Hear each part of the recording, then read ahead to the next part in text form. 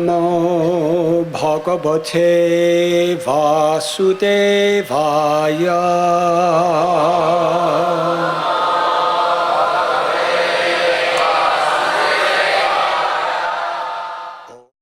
Hare Krishna.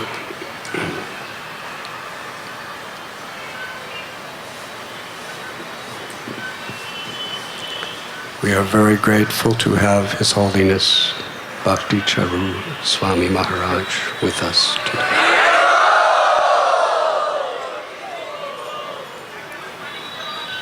We were speaking, the two of us were speaking together for quite some time. When I asked him which verse he would like to speak on for Srimad Bhagavatam, and he insisted he would not give class. He insisted, in fact, he ordered me that I must give class.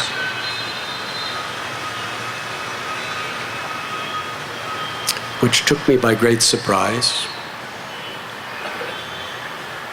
So I asked Govinda Prabhu to find a verse, and he selected this verse about 5 minutes ago. Wouldn't you rather hear Bhakti Charu Swami Maharaj give class?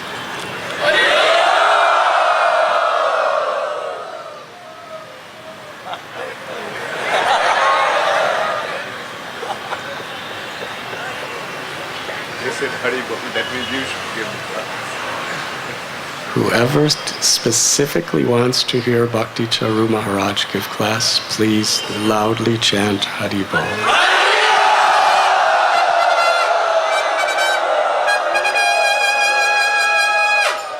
Much louder, please.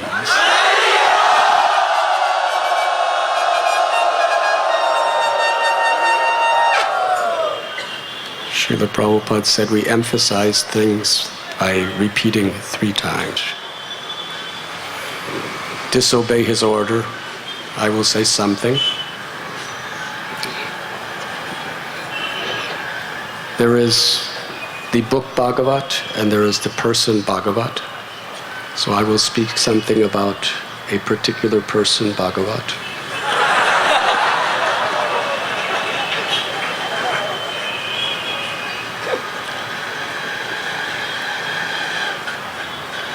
Srila Prabhupada, his first meeting with Bhakti Charu Maharaj, he understood who he was and what he could do. When Srila Prabhupada first met Srila Bhakti Siddhanta Saraswati Thakur, immediately he told him, you should take the message of Lord Chaitanya and teach it all over the world in the English language.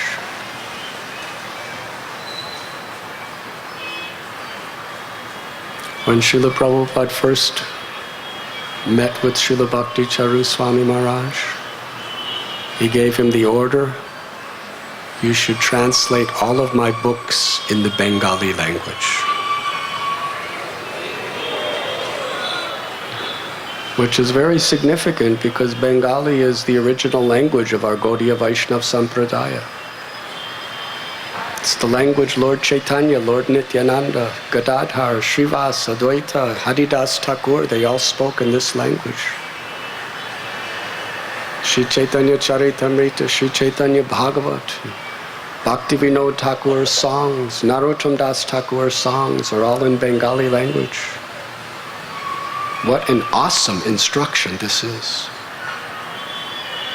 And within about a year, Srila Prabhupada gave him first initiation, second initiation, and sannyas initiation. And he has translated all of Prabhupada's books.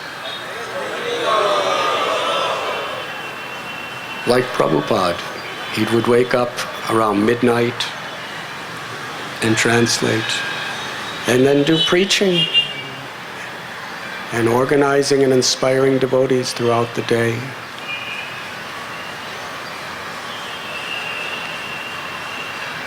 And knowing how important media is for influencing people in today's world, he expressed his pure love for Srila Prabhupada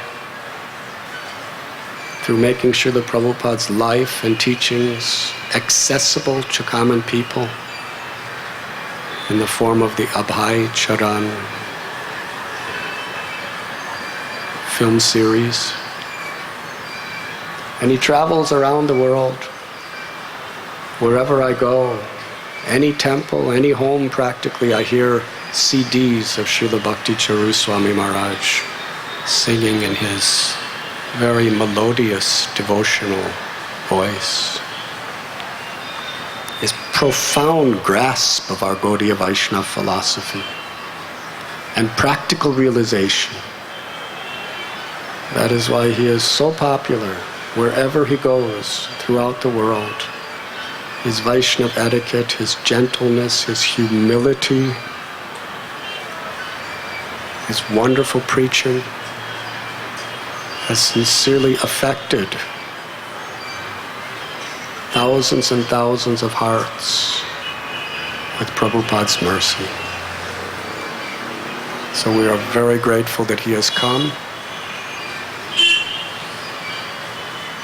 And now that I have followed your order by speaking Srimad Bhagavatam, we now request Bhakti Charu Swami Maharaj to sit on this, to transfer to this seat. And you see, give the class and I'll speak something. No, I'll speak up. I'll not do it. You give the class and then I'll speak. You can speak anything you like. Whatever remnants you leave out.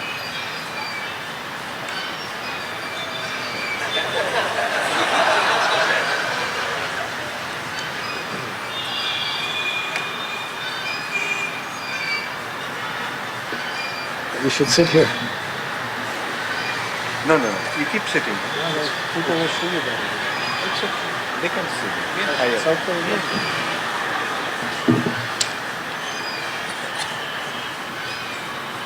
Where are you going?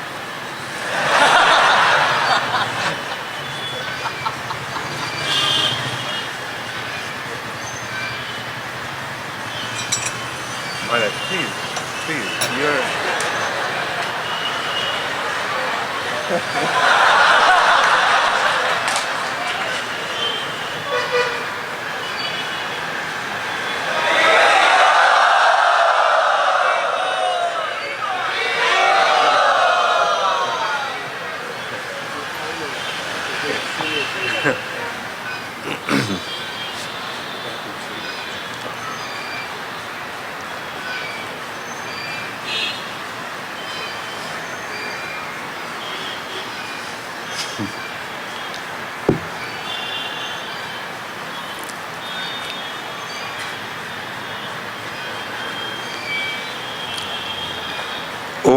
ज्ञानतिमिरान्धस्य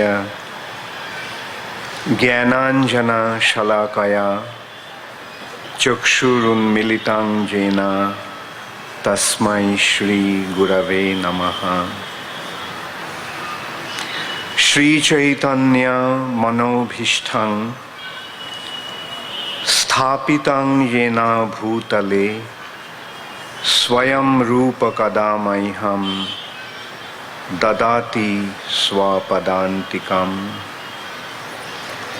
Shri Krishna Chaitanya प्रभु नित्यानंद श्री अद्वैत गदाधर शिवासादि गौर भक्त वृंद। हरे कृष्णा कृष्णा कृष्णा हरे हरे, हरे Ram Ram Ram Hare Hare.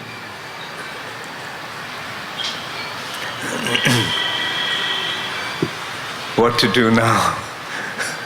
I've been put on the spot and Maharaj left the scene.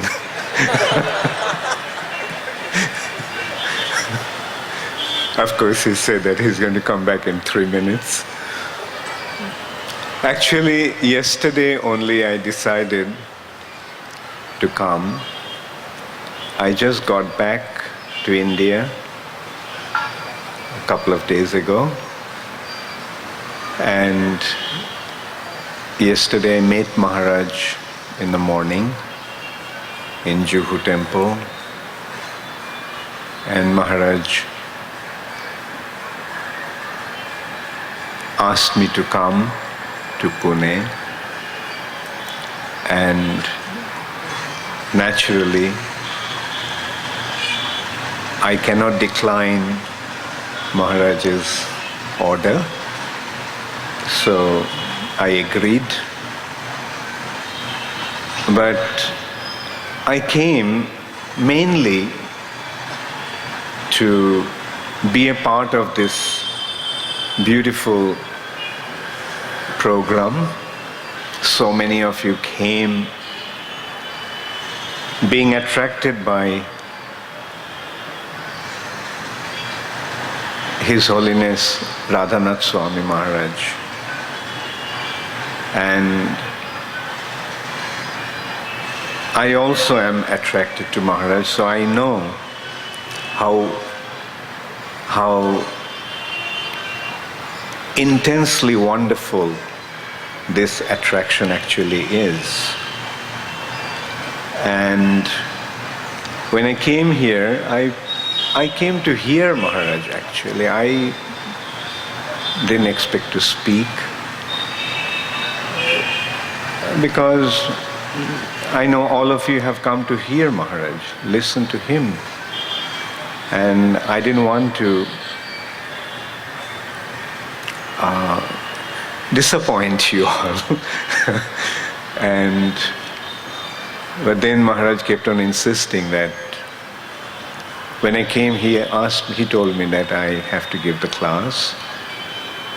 And then I reasoned with him. I told him that it's natural that he gives the class, and first of all, I came to hear him. I get to hear me all the time, but only once in a while I get a chance to hear Maharaj, and I didn't want to miss that opportunity. But although he agreed at that time to give the class, and now you can see what it did to me.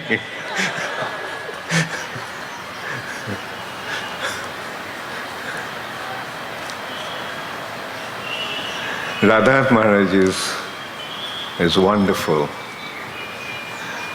He's the most exemplary devotee in our movement.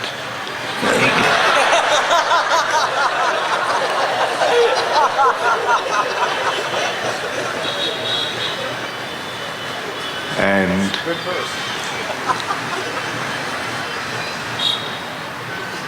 yeah, I'll follow your order. But now I got the mic. And I got the seat.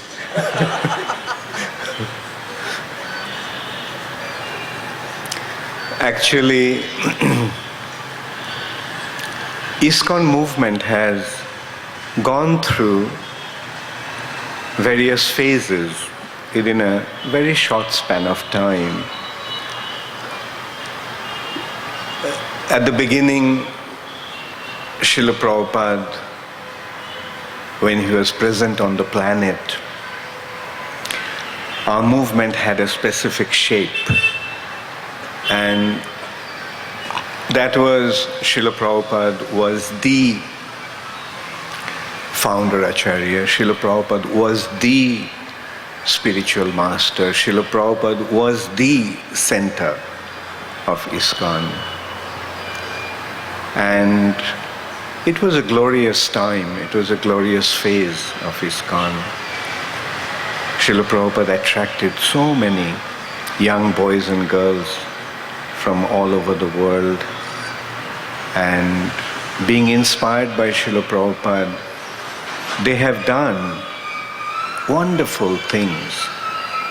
The young boys and girls went to different parts of the world, establishing the movement, and And Srila Prabhupada also gave recognition to those who went out and achieved things, wonderful things for him, for Sri Chaitanya Mahaprabhu's Sankirtan movement.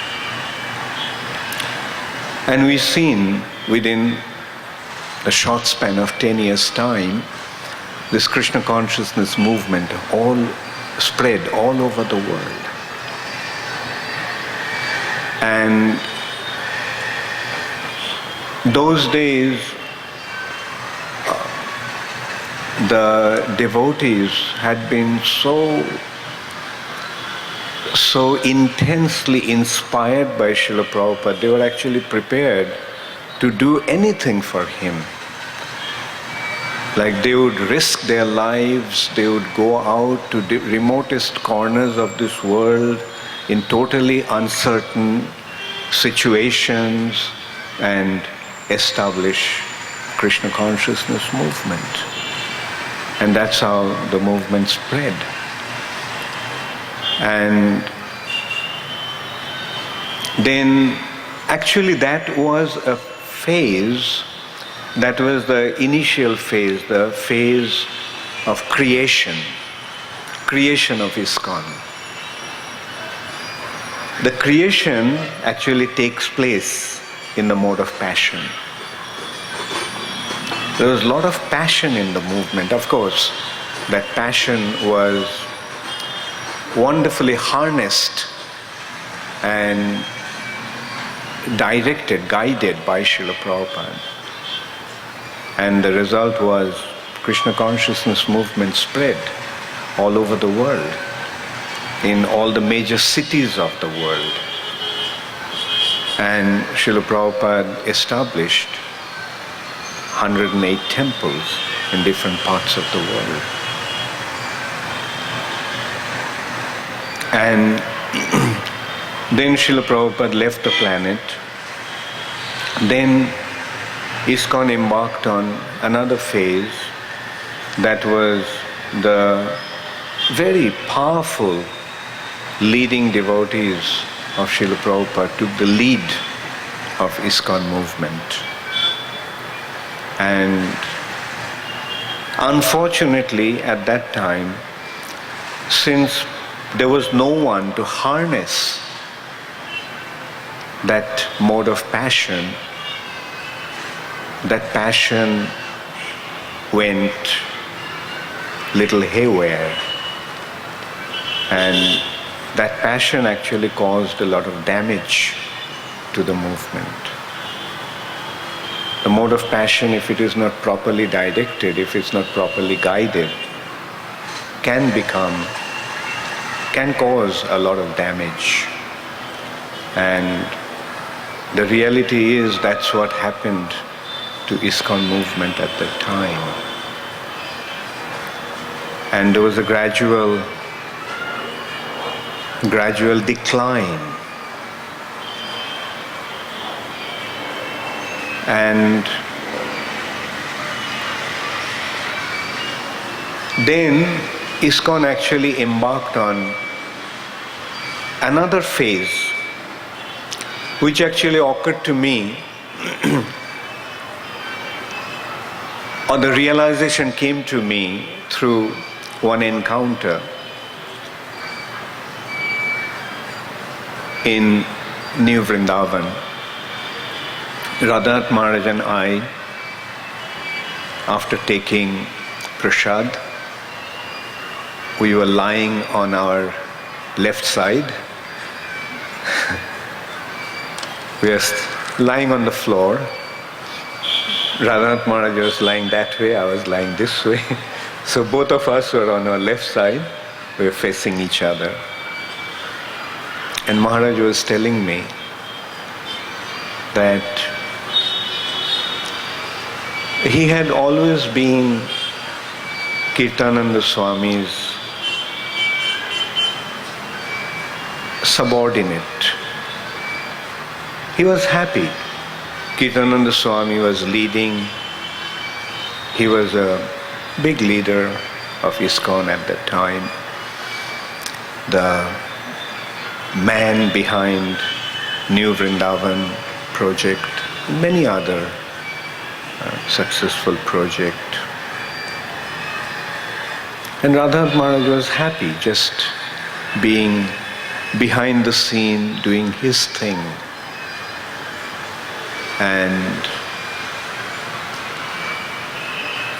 But now he has to assume the role of a leader. He had to leave the background and come to the forefront. And he was telling me he didn't like to do that. He said he just likes to be behind the scene and doesn't really want to be in the forefront, doesn't want to be on the limelight.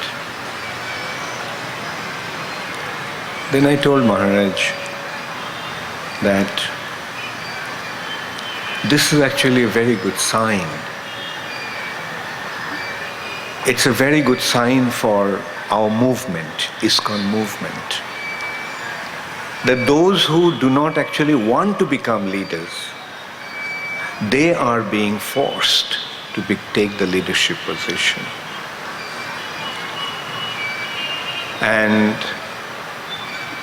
And that is how our movement is now going to move forward. And I'm seeing gradually, or rather it is becoming very, very obvious to me that in today's ISKCON,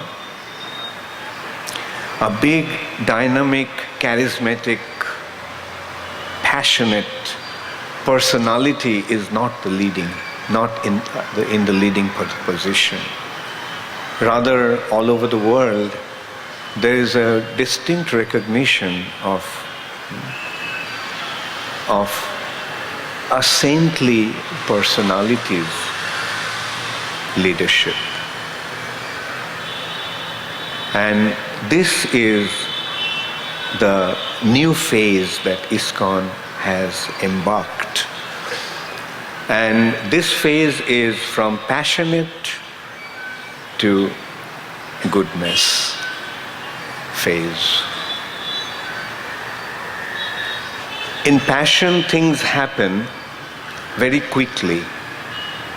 But if it is not properly managed, if it's not properly handled, if it's not properly harnessed, as I was mentioning, that we have seen that it can be quite damaging, it can be quite destructive. And we have seen that happening in our movement after Srila Prabhupada's disappearance. But the mode of goodness makes things remain, last, and progress with a positive note. And this is a very, very good sign for our progressive future.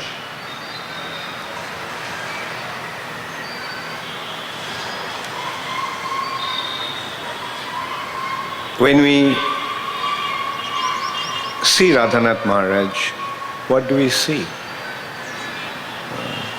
We see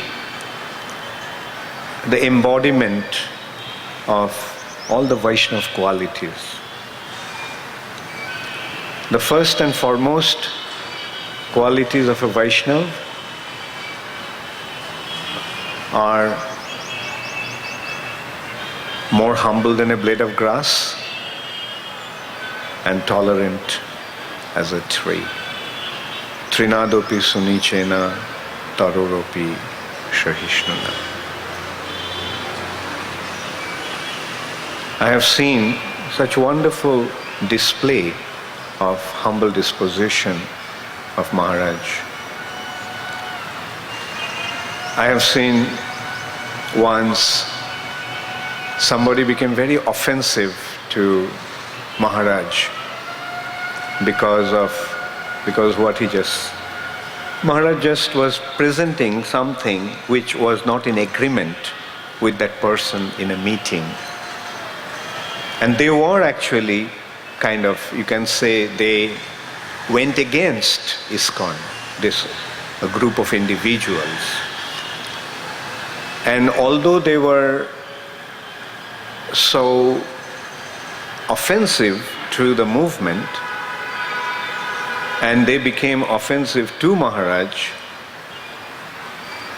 Maharaj took an extremely humble position.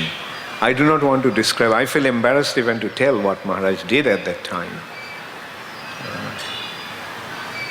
But at that time I saw that this is the real Vaishnava quality. That he is more humble than a blade of grass. For the sake of establishing Krishna consciousness, for the sake of establishing Srila Prabhupada's mission, he doesn't hesitate to take an extremely humble position just to make them comfortable in this movement and remain in the shelter of Srila Prabhupada's lotus feet. And the quality of a Vaishnava is in his profound absorption in Krishna consciousness. The understanding of Vaishnava is always, Rupa Goswami is giving the definition, always remember Krishna, never forget him. And you can see that, I do not have to elaborate on these points. Wonderful, such wonderful absorption, such wonderful commitment to Srila Prabhupada's mission, and such a wonderful foresight to push this movement forward, fulfilling Sri Chaitanya Mahaprabhu's prediction. He has many a times made great sacrifices for the benefit of Srila Prabhupada's movement. He sometimes had been even misunderstood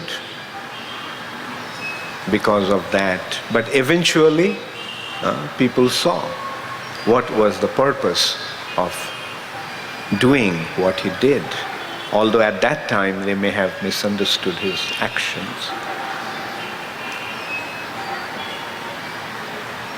Here I'm not actually trying to glorify Maharaj as such. What I'm actually trying to do is point out that the direction that ISKCON is taking is a very, very positive direction, and this is the direction that ISKCON must move forward on. Like, we must recognize that we have a very important responsibility as members of International Society for Krishna Consciousness, as the followers of Sri Chaitanya Mahaprabhu's Sankirtan movement. We all have the solemn responsibility to spread Krishna consciousness movement all over the world, in every town and village. That is the goal that has been set for us. It is an impossible mission. This prediction of Chaitanya Mahaprabhu is apparently an impossible mission. But for the Supreme Personality of Godhead, nothing is impossible. The Supreme Personality of Godhead can make impossible possible. That's why he is the Supreme Personality of Godhead. And when he makes a prediction that this is what is going to happen, we can rest assured that this is going to happen in due course of time. The only consideration is what role we are going to play in accomplishing that mission. How we are going to fit in accomplishing that mission. And in order to do that, we have to have that implicit faith that Sri Chaitanya Mahaprabhu is the Supreme Personality of Godhead, and his words are not going to go in vain. It will happen. Whether it will happen in our lifetime, we don't know, but it will happen.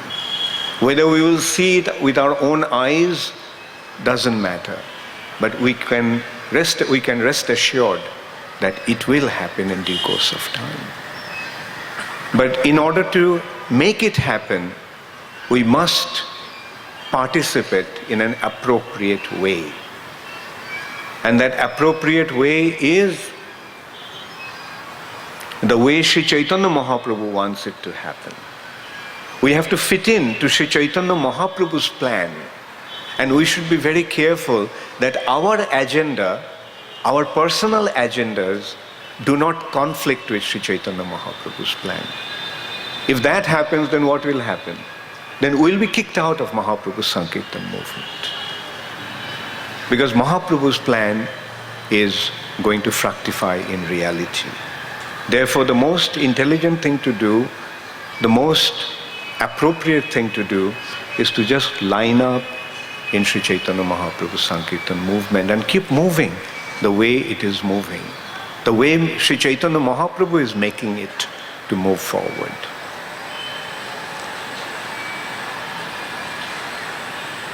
And at least I can personally declare, very boldly I can declare that I see Radhanath Maharaj is the leader of ISKCON today. And I love to follow behind him, follow his footsteps. And I'm happy to see that you all are also following. Let's do the right thing. We are here not to establish ourselves. We are here to become the humble servants. If we want to establish ourselves in Sri Chaitanya at the cost of Sri Chaitanya Mahaprabhu and Srila Prabhupada, it will be extremely unfortunate. We are here to serve. We are here not to become a big personality. We are here, we are in Krishna consciousness to become the humble servants. Then how Sri Chaitanya Mahaprabhu will use us, that's up to him. And we must float along with Mahaprabhu's, according to Mahaprabhu's plan, according to Sri Chaitanya Mahaprabhu's followers' plans, our previous Acharya's plans, Srila Prabhupada's plans. In this respect, quite a few thoughts actually come to my mind. There are many issues that are troubling our movement today. One issue is how the movement is going to move forward, surge forward in the future. This is a big challenge that we have. And personally, I do not know what is the solution, what should be the direction that this movement should go on, what's the policies that should be taken. But at least I have one confidence that Srila Prabhupada wanted this movement to be managed and guided by a collective management through the GBC body. Prabhupada gave a very clear indication. The GBC is going to be the ultimate managing authority of this movement. And Srila Prabhupada demonstrated, even during his presence on the planet, he wanted to establish the GBC as the final authority, the ultimate authority. Although he was the founder Acharya of the International Society for Krishna Consciousness, but Prabhupada set it up even during his presence on this planet. He was not the head of the GBC. He placed himself as a member of the GBC. as one of the GBC members. This is how Prabhupada established the authority of the GBC body. Prabhupada very clearly, very emphatically pointed out during his last few months on the planet. Many a times Prabhupada mentioned that the mistakes that his godbrothers made after Srila Bhaktisiddhanta Saraswati Thakur's disappearance. Srila Bhaktisiddhanta Saraswati Thakur created an institution. He also emphasized the importance of an institution over and above the personality as the main factor for Mahaprabhu's Sankirtan movement, which became very clear through Srila Prabhupada later on. Like Bhaktisiddhanta Saraswati Thakur did not really make himself the center of the movement that he established. He created an institution. He also emphasized the importance of the institution. Why? Because he was also convinced that a mission like spreading Krishna consciousness all over the world in every town and village is not going to happen in one person's lifetime. It will take generations. But to continue the mission, therefore, we need an institution so that the legacy would continue. The mission would continue. And he also emphasized that the institution should be managed collectively. Because that is the purpose of an institution, a collective management, a collective endeavor to achieve something that may take hundreds of years, that may take generations. And that collective endeavor was manifested through a body of collective management, and that's why he is the one who actually established this concept of GBC. He also said that let the GBC manage the institution, the governing body, through the governing body. But unfortunately, some of his leading followers could not understand the importance of this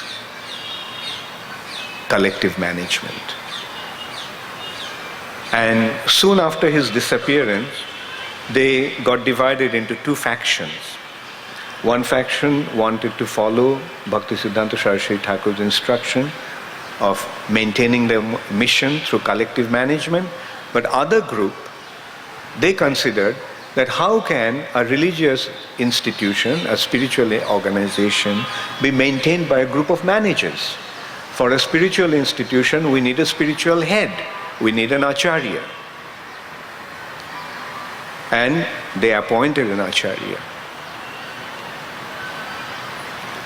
But unfortunately, that acharya had some spiritual difficulty, and when he fell down, the structure collapsed.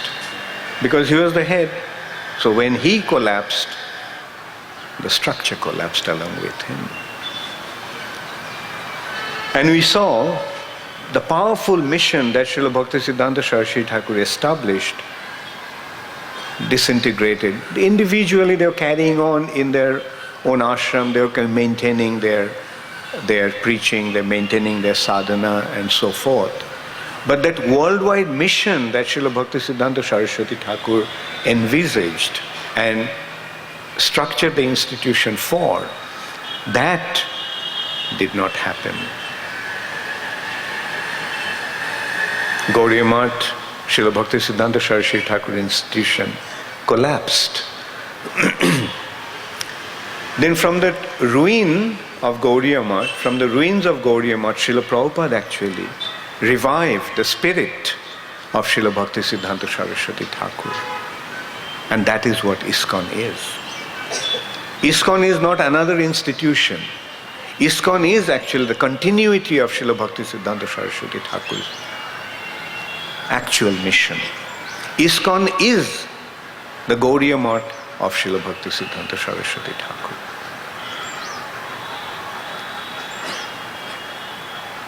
And